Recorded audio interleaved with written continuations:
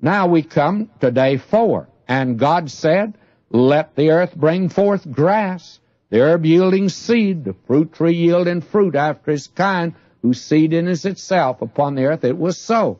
Now, God is putting plant life here because man, until the flood, was apparently a vegetarian. He's going to eat nothing but fruits and nuts. And we could make a comment about that, I guess, but we shouldn't. So we should move on.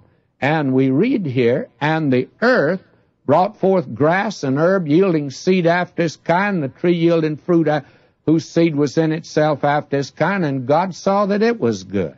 Now that was the evening and morning of the 3rd day.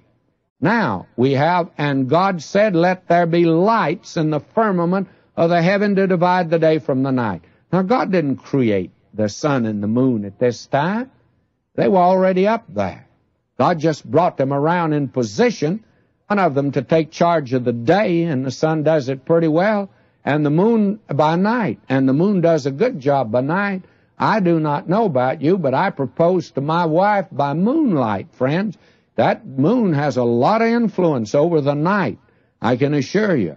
And then it just says here in a clause at the end, he made the stars also. That was a pretty big job, by the way, but not for God. As John Wesley said that God created the heavens and the earth and didn't even half try. He made the stars also.